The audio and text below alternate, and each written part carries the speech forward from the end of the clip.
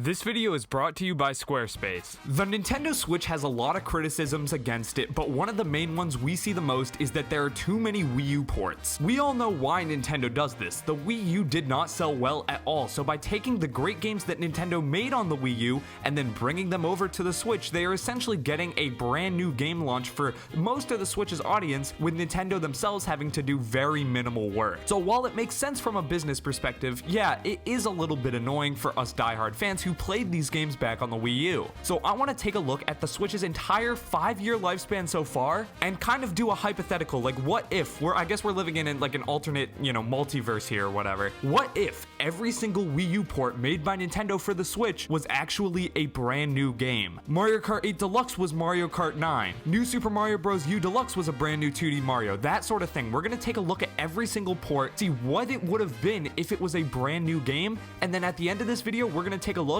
and I'm going to give a guess with all that information on how the Switch would be doing compared to how it's doing now. Alright, so let's start with the first Wii U port. This also happens to be the best-selling Wii U port, Mario Kart 8 Deluxe. If Mario Kart 8 Deluxe was actually Mario Kart 9, that would have had a pretty significant difference during the Switch's launch. Mario Kart 8 Deluxe sold really well when it initially came out, but a lot of that game's selling power is the fact that it can stay selling well. It's an evergreen title in every sense of the word. However, if it launched as a completely new game, it definitely sells more upfront. I believe there are a lot of people who didn't buy the game at first because they had just played it on the Wii U. I mean, the game was only 3 years old at that point. We had just gotten DLC for it 2 years ago, and I'm sure a lot of people expected us to get Mario Kart 9 later, so they didn't buy Mario Kart 8 Deluxe right away, and then eventually did buy it. So here, I'll make a little graph for you guys. While Mario Kart 8 Deluxe's sales kind of looked like this, it was growing really steadily after its initial launch, Mario Kart 9 sales probably would look something like this. It would sell way better at launch because it's a brand new Mario Kart game, but because so many people bought it at launch, it would still have incredible staying power, but there just wouldn't be as many people who can buy it because people already bought it at launch, and the game does have a ceiling. Mario Kart 9 doesn't make the Switch itself sell any faster though, because if you remember, when the Switch launched, you literally couldn't buy it any faster. Like, they were flying off store shelves for multiple years, honestly. This Switch was very hard to come by, so it's not like making Mario Kart 8 Deluxe Mario Kart 9 would increase console unit sales. Next up, this is an interesting one. Pokken Tournament came out later on in 2017, and Pokken Tournament 2 would have been cool for fans, and it would have sold a bit better because in that first couple of years, any new game on the Switch by Nintendo sold really well just because people wanted to play stuff on this new console. However, for some reason, despite being based on the biggest franchise ever, Pokken Tournament has never really caught on. The Wii U game didn't sell super well, the Switch port didn't sell super well, and so I don't think a sequel on the Switch would have sold that well either. It probably would have sold maybe 1 to 2 more million units, which, I mean, is a lot of new units, but considering, they would have had to put a lot more effort into a sequel and they barely put any effort into the port, I don't think it's really something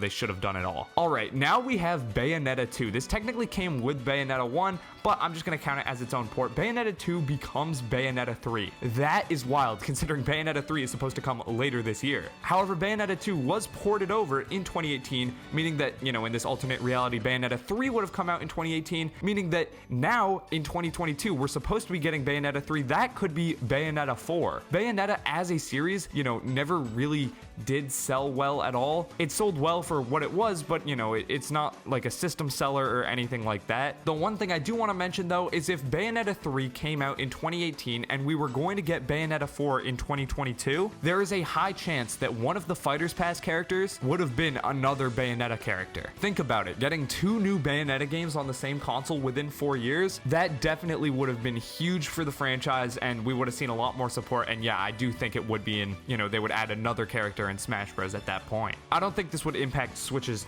sales though. What definitely would impact sales is Donkey Kong Country Tropical Freeze. Honestly, this makes sense if this was a brand new game. DKC Kremlin Chaos, or whatever the heck they would want to call it, would explain where Retro Studio was for like 5 years. Retro released Donkey Kong Country Tropical Freeze, then I'm assuming they had development troubles because they didn't release anything else until Tropical Freeze got ported again. This would explain where Retro was the whole time, and it would definitely sell a lot more than the Tropical Freeze port, just because I'm assuming if it was a brand new game, even though the Donkey Kong Country series as of late hasn't sold, anything particularly crazy. I'm assuming if it's a brand new game, it's getting a lot more advertising and a lot more people are interested in it just because, you know, it is a brand new game. I think this is honestly a system seller. I think a brand new Donkey Kong Country, at least back in 2018, is something that a certain demographic of people would buy a brand new Nintendo Switch for. Next, let's look at Captain Toad 2. This is hype. It sells well, but it's a sequel to Captain Toad. This isn't, you know, revolutionary. This isn't something crazy that, you know, people are going to be flocking to the store shelves for. I don't even think it sells that much better than the port. I mean, it's Captain Toad 2. It's not, you know, I love Captain Toad, don't get me wrong. I actually really do enjoy that game, but it's not like this is something that, you know, people would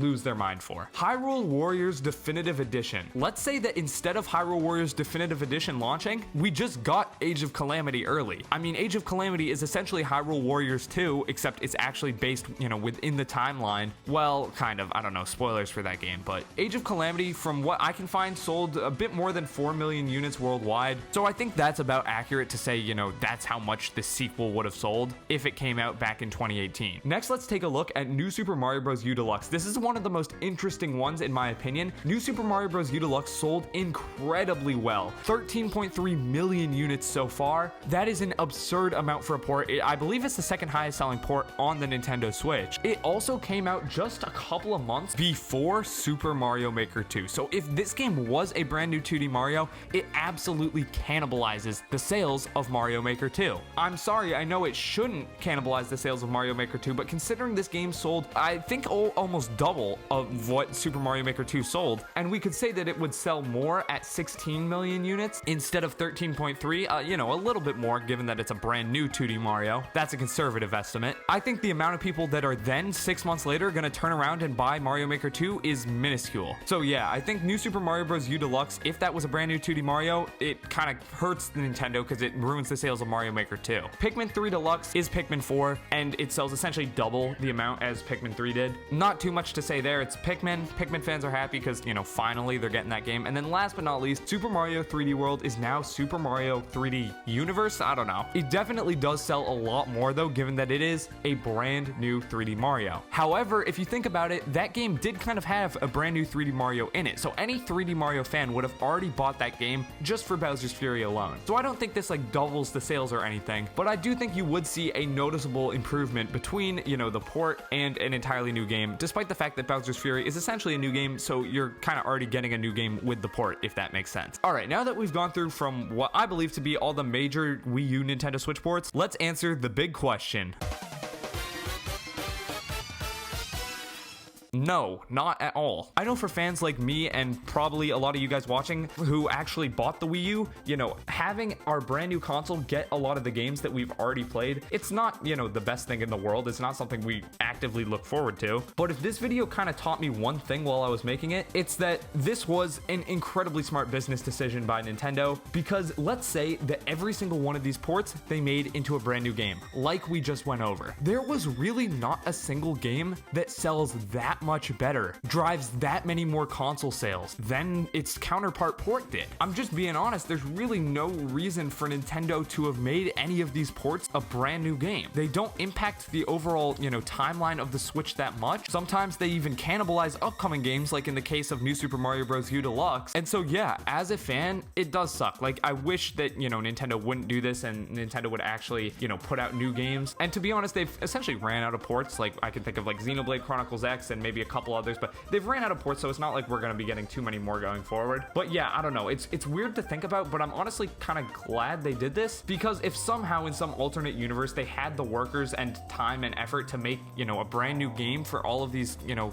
instead of all these ports, I don't even really think it helps the Switch that much or impacts the Switch that much. I mean, the one game that, you know, would potentially be the biggest is Mario Kart 8 Deluxe going to Mario Kart 9, but Mario Kart 8 Deluxe has already sold so well, and it's like almost unfathomable to picture it selling even better as Mario Kart 9, that I really don't think it would have. It would have sold a bit better for sure, but not, you know, worth making an entire new game for. So yeah, let me know what you guys think about this down in the comments below. I was expecting to, you know, kind of go through this and be like, oh, this would make the Switch sell so much better and so much better, but I really didn't get that result much at all. Let me know what you guys think though. Obviously this is all speculation, so could I be off base on certain things? You know, let me know down there. And now a word from our sponsor. This video is brought to you by Squarespace. Squarespace is the all-in-one platform in order to build your brand online. The best part about Squarespace is simply how easy it is, so I'm going to show you how I set up my website with just a couple of clicks. So I started by scrolling through Squarespace's many professional templates and ended up settling on one I wanted to stick with. Then I was off to the races. The professional templates look super good, but you can also customize them to truly make it your own, so it doesn't just feel like a copy and paste website. It feels like something that's truly unique to your product, which is, super important if you're trying to either sell something or get your brand across if this is like a portfolio for client work. And whether you're a YouTuber or use a different video hosting site, you can easily embed your videos onto your site if that's what you're trying to show off. A website is essentially your home base for the internet. Whether you want to sell stuff on the storefront, simply show off your work on a portfolio, if you want to post things on a blog, whatever, Squarespace is the place to do that. Click the link in the description, and then when you're ready to launch your site, use code SWITCHEDUP and you'll save 10% off your purchase.